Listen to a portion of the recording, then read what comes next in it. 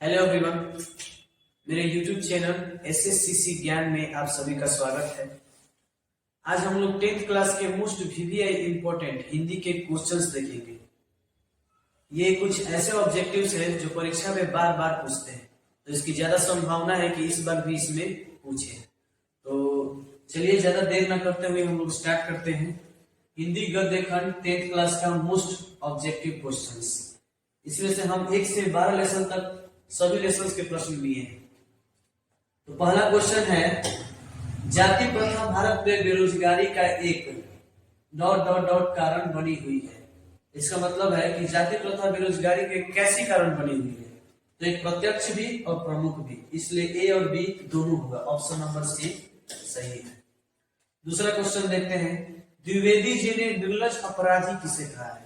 हम लोग पढ़े हैं नाखून क्यों बढ़ते हैं, तो उसमें नाखून बार बार बढ़ते हैं, तो इसलिए द्विवेदी जी कहते हैं कि नाखून बार बार बढ़ता है, ये एक निर्लज अपराधी है। तो इसमें हो जाएगा नाखून। अगला क्वेश्चन देखते हैं, तीसरा, बहादुर तुमको अपनी माँ की याद आती है ऐसा कौन पूछता है। तो ऐसा निर्मला पूछती है जो बहादुर की मालकिन होती है। बहादुर अपने घर से भागा रहता है, इसलिए वो कहती है कि तुम्हारी माँ की याद तुमको आती है कि नहीं आती है। ऑप्शन हो जाएगा ए निर्मला। चौथा क्वेश्चन है, मूक नायक क्या है। तो मूक नायक एक पत्रिका है। मूक नायक एक पत्रिका है। पांचवा क्वेश्चन देखते हैं हम लोग, लड़के ने हांडिया से कितने रुपए निकाले। लड़के ने हांडिया से कितने रुपए निकाले। ये बहादुर की बात चल रही है, तो बहादुर ने हांडे से 2 रुपए निकाले थे। तो ऑप्शन नंबर बी हो जाएगा। रुपए खोने का प्रपंच किसने किया। ये भी बहादुर से क्वेश्चन है। रुपए खोने का प्रपंच किसने किया। तो कहानीकार के रिश्तेदार जो आए थे उन्होंने रुपए खोने का प्रपंच किया था, नाटक किया था।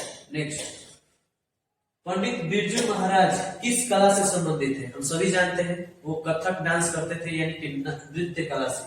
हो जाएगा नृत्य यानी कि डांस। अगला क्वेश्चन है, अंबेडकर की दृष्टि में भाईचारे का वास्तविक रूप कैसा है। ये हमेशा ऐसे क्वेश्चंस बार बार पूछे जाते हैं। तो होगा दूध और पानी के मिश्रण की तरह। दूध और पानी के मिश्रण की तरह। विल नव लॉ एवेन्यू का अर्थ क्या होता है। ये हमारा एवेन्यू चैप्टर से लिया गया है। इसका मतलब होता है एवेन्यू का नया गांव। एवेन्यू का नया गांव। विल नव लॉ एवेन्यू। 10वां क्वेश्चन है, सत्य के साथ मेरे प्रयोग किसकी रचना है। ये महात्मा गांधी की एक आत्मकथा है। तो होगा महात्मा गांधी की शिक्षा और संस्कृति से लिया गया है। सत्य के साथ मेरे प्रयोग, इसके लेखक है महात्मा गांधी। गिरधर लाल कौन था। ये नलिन विलोचन शर्मा का कहानी से लिया गया है। तो गिरधर लाल जो था मदन का पिता था। मदन को बहुत मारता था, हम लोग कहानी में पढ़ चुके हैं। Max Muller. मैक्स मुलर को वेदांतियों का वेदांती किसने कहा था। तो स्वामी विवेकानंद ने मैक्स मुलर को वेदांतियों का वेदांती कहा था। ये चैप्टर है भारत से हम क्या सीखे, वहां से लिया गया है, फ्रेडरिक मैक्स मुलर का। बहादुर अपने घर से क्यों भाग गया। बहादुर अपने घर से क्यों भाग गया। तो अपने मार के कारण वो घर से भाग गया था। उसने अपने भैंस को मारा था, इसके कारण गुस्से से आकर उसकी मां ने उसकी पिटाई की थी, इसलिए वो घर छोड़कर भाग गया। अगला क्वेश्चन, सभ्य समाज की आवश्यकता क्या है। सभ्य समाज की आवश्यकता है श्रम विभाजन। ये भी हमेशा ऐसे क्वेश्चन पूछे जाते हैं एग्जाम में, इसे हम लोग ध्यान रखेंगे। इसका हो जाएगा श्रम विभाजन। अगला क्वेश्चन है, विष के दांत कैसी कहानी है। विष के दांत कैसी कहानी। तो विष के दांत एक मनोवैज्ञानिक कहानी है। मनोवैज्ञानिक, ध्यान रखिएगा इसको। भारत कहाँ बसता है। तो भारत दिल्ली या मुंबई जैसे शहरों में नहीं बसता, बल्कि गांव में बसता है। कुमार गंधर्व क्या है। कुमार गंधर्व एक शास्त्रीय गायक है। कुमार गंधर्व एक शास्त्रीय गायक है। निराला की साहित्य साधना कितने खंडों में रचित है। तो निराला की साहित्य साधना 3 खंडों में रचित है। नेक्स्ट देखते हैं, आधुनिक सभ्य समाज श्रम विभाजन को आवश्यक क्यों मानता है। आधुनिक जो सभ्य समाज है डॉक्टर भीमराव अम्बेडकर के अनुसार केवल कार्य कुशलता के लिए, केवल कार्य कुशलता के लिए आवश्यक मानता है। गांधी जी को महात्मा की उपाधि किसने दी थी? तो गांधी जी को महात्मा की उपाधि रविंद्रनाथ ठाकुर ने दी थी। ये भी हमारा पाठ शिक्षा और संस्कृति से क्वेश्चन है। बिस्मिल्लाह खान का निधन कब हुआ था? बिस्मिल्लाह खान जो बहुत ही बड़े शहनाई वादक थे, उनका मृत्यु हुआ था 21 अगस्त 2006। इसका मतलब होता है मृत्यु, मृत्यु यानी कि निधन, मृत्यु। नेक्स्ट, मदन ने कासू के कितने दांत तोड़ डाले? जब कासू जा रहा था उनके साथ खेलने के लिए, तो मदन ने उसके 2 दांत तोड़ दिए थे झगड़े के कारण। उन्होंने झगड़ा कर लिया था। जीत जीत मैं निरखत हूँ किस विधा की रचना है? तो जीत जीत मैं निरखत हूँ, इसमें जो बिरजू महाराज होते हैं वे अपने जीवन के बारे में बताते हैं, यानी कि इंटरव्यू देते हैं। तो इंटरव्यू को इंग्लिश में बोलते हैं साक्षात्कार, हो जाएगा साक्षात्कार। ये पाठ एक साक्षात्कार था। किस देश के लोग बड़े बड़े नख पसंद करते हैं? जो बड़े बड़े नाखून पसंद करते हैं, रखते हैं अपने शौक के लिए, तो वो है गौड़ देश के। गौड़ देश के जो लोग हैं वो बड़े बड़े नाखून। गुणाकर मूल्य का जन्म कहाँ हुआ था? तो गुणाकर मूल्य का जन्म हुआ था महाराष्ट्र में। हम सब पढ़ चुके हैं, लेखक परिचय में सब होता है। सोफर शब्द का अर्थ क्या होता है? तो सोफर शब्द का अर्थ होता है ड्राइवर। जो खोखा वाला चैप्टर है ना नलिन बिलोचन शर्मा का, जिसमें खोखा होता है, कासू होता है, वही चैप्टर से लिया गया। तार सप्तक में कितने कवियों की कविताएं संग्रहित है? तो तार सप्तक में 7 कवियों की कविताएं संग्रहित है। यहाँ पर दिया गया है सप्तक, इसका मतलब ये हो गया 7। नेक्स्ट, किस मछली की आंखों में झांकने से अपनी परछाई नहीं दिखती है? तो जो भी मछली मरी होती है उनकी आंखों में देखने में हमारी तस्वीर जो है नहीं दिखती है। उस पाठ में हम लोग पढ़ चुके हैं, मछली पाठ में। आगे बढ़ते हैं हम लोग। उसकी दीदी बताती है संतु और भग्गू की। दृष्टिकोण किसकी रचना है? तो दृष्टिकोण नलिन बिलोचन शर्मा की रचना है। ये हमेशा पूछा जाता है, ऐसे क्वेश्चन हम लोग ध्यान देंगे। हर एक क्वेश्चन मेन जीबीए ऑब्जेक्टिव्स है जो एग्जाम में बहुत ज्यादा पूछते हैं। अगला क्वेश्चन है, अशोक वाजपेयी को फ्रेंच सरकार द्वारा दिए जाने वाला पुरस्कार क्या है? तो इनको जो पुरस्कार मिला था officer of the order of cross, officer of the order of cross दिया गया था। यही उनको पुरस्कार दिया गया था फ्रेंच सरकार द्वारा। 32 नंबर देखते हैं, मेघदूत नामक पुस्तक का अनुवाद मैक्स मुलर ने किस भाषा में किया था? तो इस पुस्तक का, मेघदूत जो पुस्तक है, इसका अनुवाद उन्होंने जर्मन भाषा में किया था, याद रखिएगा। अगला क्वेश्चन है, परंपरा का मूल्यांकन पाठ के रचनाकार कौन है? तो परंपरा का मूल्यांकन पाठ के रचनाकार है रामविलास शर्मा।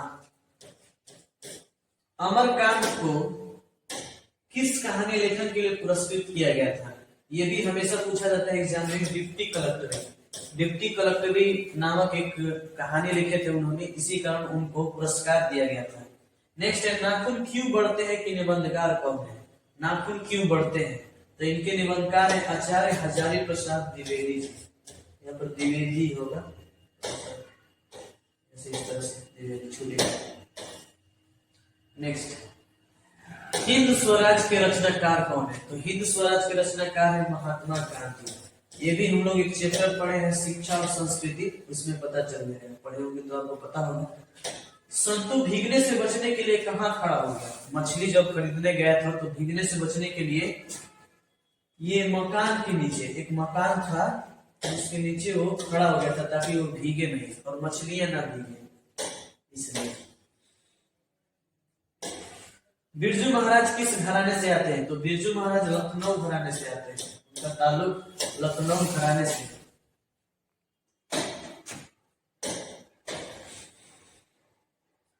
मैक्स मुलर की मृत्यु कब हुई थी? तो मैक्स मुलर की मृत्यु हुई थी 28 अक्टूबर 1900 ईस्वी में। 28 अक्टूबर 1900 ईस्वी में मैक्स मुलर की मृत्यु हुई थी। जन्म मृत्यु आप सब याद रखेंगे, कभी कभी पूछता है। नौबत खाने में इबादत किस विधा में रचित है? ये जो नौबत खाने में इबादत है, जो कि बिस्मिल्लाह खान का है, वो व्यक्ति चित्र है, वो एक व्यक्ति चित्र है। कौन मनुष्य का आदर्श नहीं बन सकती? मनुष्य का आदर्श जो बंदरियां हैं वो कभी नहीं बन सकती है। बिस्मिल्लाह खान के पिताजी, अगला क्वेश्चन है, बिस्मिल्लाह खान के पिताजी कहाँ शहनाई बजाते थे? तो वो मुस्लिम होते हुए भी एक मंदिर में वो जाकर शहनाई बजाया करते थे मंदिरों में। ऑप्शन नंबर ए हो जाएगा। 43 क्वेश्चन है, महात्मा गांधी की रचना क्या है? तो महात्मा गांधी की रचना है शिक्षा और संस्कृति। ऑप्शन नंबर बी हो जाएगा, शिक्षा और संस्कृति।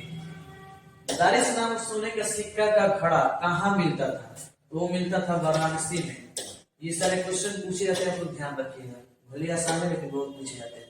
बाबूजी के साथ बिरजू महाराज का आखिरी प्रोग्राम कहाँ हुआ था? तो उन्होंने आखिरी प्रोग्राम जो था इंद्रपुरी में किया था। फटाफट अगला क्वेश्चन हम लोग देखते हैं। 46 क्वेश्चन, कामसूत्र किसकी रचना है? कामसूत्र जो है वात्स्यायन की रचना है।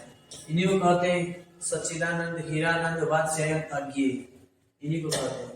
अज्ञेय भी दिया जाएगा तो अज्ञेय कामसूत्र की रचना।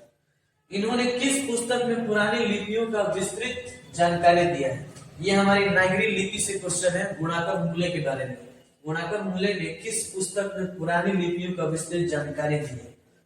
तो जो भी है हमारे भारत के प्राचीन इतिहास, ये पुस्तक है जिसमें उन्होंने ये जानकारी दी है। अगला क्वेश्चन,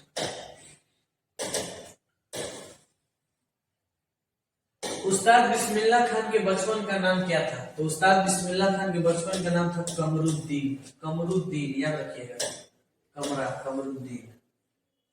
अवेन्यू कहाँ स्थित है? तो अवेन्यू फ्रांस में स्थित है।